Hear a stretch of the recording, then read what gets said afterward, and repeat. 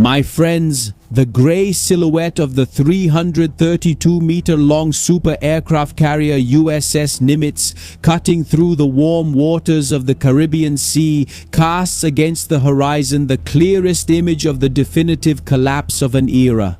The strategic positioning of this atomic fortress off the coast of the Caribbean island. It does not represent just a routine movement on the navigation charts of the United States Southern Command, but rather the closing of a historic encirclement that remained open for more than 6 decades. Look at the scale of the abyss opening before our eyes when we analyze the material reality of this conflict. But first of all, subscribe to the channel, turn on the notification bell, and leave a like. It takes a lot of work to bring this to you, my friends. Because on one side we have the greatest relic of Western military technological engineering. A steel fortress capable of continuously sailing at over 57 kilometers per hour, powered by a virtually infinite nuclear energy source.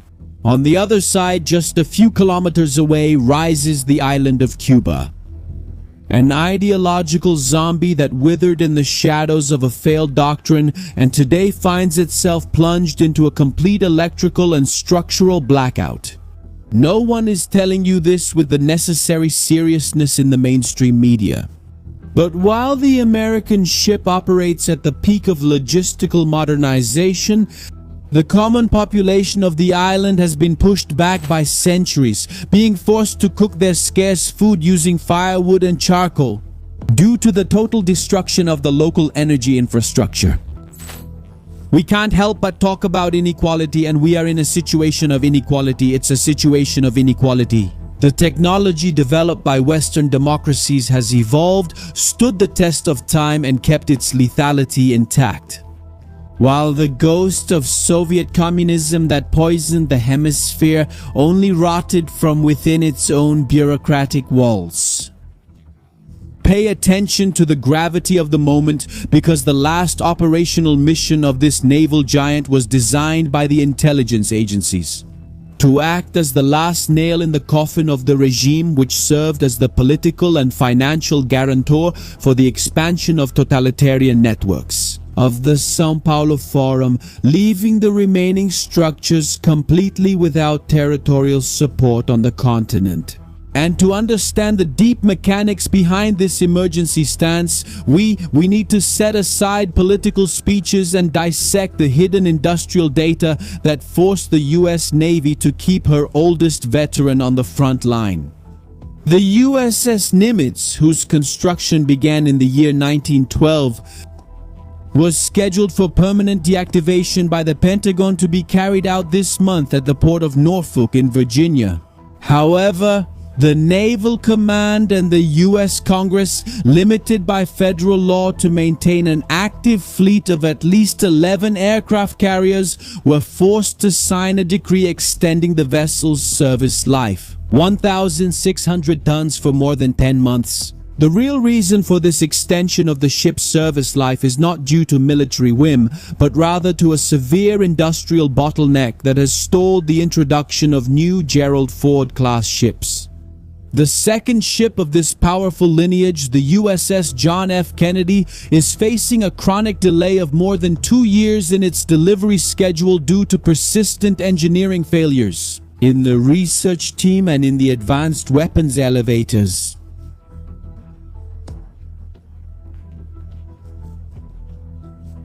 Mechanisms that fail to apply lessons from the first test often fall short. In practice, the older and more experienced one has been more reliable, a rugged and stable aircraft for high-pressure missions, than the new technological promises that still suffer from supply chain issues. This ship is not novas promessas tecnológicas que ainda sofrem com os nós da cadeia de suprimentos. Este navio não é an obsolete relic. It has undergone major modernization cycles and refueling of its main reactors, proving that a flexible military doctrine designed ahead of its time has the material capacity to survive even the most intense geopolitical crises. While dictatorships built on failed ideological promises can't even guarantee the operation of their basic power grids in times of peace, The maximum pressure strategy carried out in the Caribbean waters is not limited to the isolated might of the aircraft carrier, but rather to the precise coordination of a hunting pack, which established what we call the ultimate energy stranglehold against the Havana regime, integrating the guided missile destroyer into the strike group, USS Gridley, and the fleet replenishment oiler USNS Patuxent operate in total harmony with the amphibious Ready group. Iwo Jima, the dock landing ship USS Fort Lauderdale, the missile cruiser USS Lake Erie, and the littoral combat ship USS Billings. Did you have any idea that this gigantic force was camped right at the doorstep of Cuba? This immense steel barrier was positioned with a clear logistical objective: to ruthlessly cut off the umbilical cord of oil and energy resources that the Venezuelan dictatorship was trying to smuggle out to supply the barracks and the police repression apparatus in Cuba. During the first term of the Trump administration in Washington, heavy financial sanctions had already been imposed on the shipping companies carrying out this illicit transfer of energy. And now the physical presence of these warships acts as the final lock on these smuggling routes. While the atomic reactors of the USS Nimitz ensure operational autonomy to keep the entire fleet sailing and monitoring the airspace, for decades without the need for refueling, the Cuban tyranny sees its financial oxygen being strangled day after day. And what happens? It's the complete isolation of the totalitarian party leadership, which loses the material capacity to fuel its social control mechanisms, dismantling the artificial stability that kept the ruling elite in power at the expense of the economic enslavement of the civilian population. The timing chosen by the intelligence agencies for the deployment of this air naval task force reveals that the movement at sea was meticulously coordinated. With a devastating legal offensive in the Washington courts, the arrival of the USS Nimitz strike group in the Caribbean perimeter coincided exactly with the official announcement issued by the United States Department of Justice, which formally filed very serious criminal charges against the former president and remaining leader of the Cuban dictatorship, Raul Castro. Yes, my friends, him, Fidel's brother.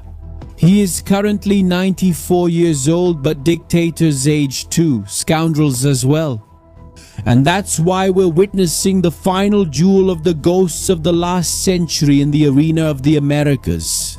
The supercarrier that patrolled global waters and defended democracy since the height of the Cold War, crossing the Taiwan Strait and the Persian Gulf. It marched on its final historic journey to deliver the institutional coup de grace to the last bastion of Soviet communism on our borders. My friends, this is historic and it's happening right before our eyes. Look at the level of psychological collapse suffered by the generals in Havana, because they know that diplomatic rhetoric has been abandoned and that the statements issued by the Secretary of State Marco Rubio indicate that the United States treats the military presence in the region as the practical prelude to a shift in the balance of forces. Similar to the operation that dismantled the drug trafficking leadership in Caracas, the arrest of Maduro. The ship, built in 1988, came to bury the facade of revolutionary identity, demonstrating that the shield of international protection that the old dictators believed they had does not. Evaporou por completo sob a vigilância dos radares de varredura eletrônica do grupo. American intervention. The guarantee that the imminent collapse of Havana's political structures will not result in a violent power vacuum or an uncontrolled humanitarian crisis. It is anchored in the ability to project force from the fleet's flight decks and well decks. Did you know that just this American force stationed in the Caribbean is already stronger than all the navies of all the South American countries combined? They're not messing around. Aboard the Iwo Jima amphibious group, the Pentagon positioned the 22nd Marine Expeditionary Unit. The Jaguar is coming down to drink water. An elite troop highly trained for amphibious assault operations, territory stabilization, and special forces missions at the call of Special Operations Command. These Marines are not there operating just as static observers on the ship's railings. They represent the boots on the ground ready to be deployed into the territory the moment the command structures of the Cuban political police collapse completely due to the lack of basic resources. The presence of this landing force immediately nullifies any attempt at military intervention by external powers, like Russia or China, which were trying to take advantage of the island's vulnerability to install electronic monitoring bases or forward missile outposts against the American mainland. What happens through the doctrine of joint forces readiness is the establishment of an access denial barrier that locks the Caribbean Sea under Western control, definitively, ensuring that the transition of power takes place without interference from armed militias or drug cartels. Drug cartels that operated as the hidden guarantors of the São Paulo Forum's finances in the region. Where is Russia? Where is China? They're all out. Venezuela has been taken over, Maduro is under arrest, and Lula is cornered in Brazil. But while Lula shouts desperately at the podium, the end of the USS Nimitz's operational cycle in Cuban waters brings the biography of the most iconic warship in modern naval history to a fitting close. Since childhood, these machines have fascinated us. It will leave the stage and head toward its final decommissioning. Not because of technical obsolescence or material weakness in its steel structures, but because it has rigorously fulfilled the historical mission for which it was designed in the defense offices of the Cold War. To wipe the ruins of a totalitarian ideology from the map that spread misery, censorship, and hunger throughout the entire Western Hemisphere. That is historic. Once again, I say that is historic. The steel giant retires from the oceans, consolidating the geopolitical liberation of the Caribbean, leaving behind a doctrine of superiority as its legacy, air naval that ensured international stability for half a century. The farewell of the veteran off the coast of Havana is the visual symbol that ideological empires built on human suffering have a short shelf life. Meanwhile, the tools that defend freedom remain firm, vigilant, and ready to set the rules in the real world. The physics of military power in the Americas demonstrates undeniably that the United States' nuclear stability and logistical readiness defeated the Soviet ghost without the need to fire a shot. Not a single heavy artillery shell on Cuban beaches. The logistical stranglehold imposed by the USS Nimitz strike group proved that the material suffocation of a totalitarian regime is the most surgical method to dismantle the support mechanisms of the São Paulo Forum. The technical verdict on this historic outcome is still open. Para sua análise profunda, if you understood that sending the oldest aircraft carrier in the fleet represents the definitive move to consolidate freedom and sweep away the remaining dictatorships from our continent, comment giant. I will analyze each of the responses to identify which of you are tuned to the real wavelength of defense intelligence and which still judge geopolitics based on analyses of superficial moves by the mainstream media. The international scenario has crossed the point of no return behind the scenes of power, and traditional communication networks continue to deliver only the shell of highly filtered reports for mass consumption.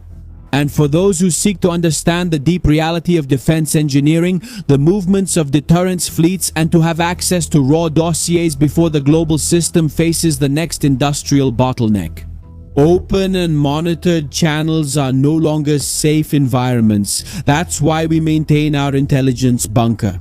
This is not about commercial space or digital entertainment, but about a security and geopolitical analysis solution, where more than 3,000 elite analysts dissect military data in real time, far from the filters of institutional censorship. Access is available on your screen now through the QR code and also through the link in the video description and the pinned comment. Secure your strategic spot in this elite community before registration closes. Well, if your main goal is to protect the integrity of your home and shield your family against the social engineering that tries to erode the traditional values of our culture, check out our exclusive channel for series and movies. Stop wasting time on Netflix or Amazon or even on HBO or Disney. Looking for a movie, huh? What's good? What will entertain my family? Well, we've curated this selection for you. So check out our series and movies channel with the best recommendations. The link is in the description, in the first pinned comment, and in the card that's about to pop up. And believe it or not, we're recommending series and movies that are actually about the geopolitical events happening in the world. We have series that talk about Iran, that talk about Israel, that talk about what's going to happen. And there's some big news, huh? Can you believe that Operação Fúria Épica, the United States war in Israel against Iran, is going to become a movie in theaters? Yes, my friends, this is going to be amazing. Stay tuned. Now the most important part, subscribe to the channel, turn on the notification bell and give the video a like because it takes a lot of work to make this. Now shield your mind. I'm Shimon Oliveira and I'll see you in the next video. See you then.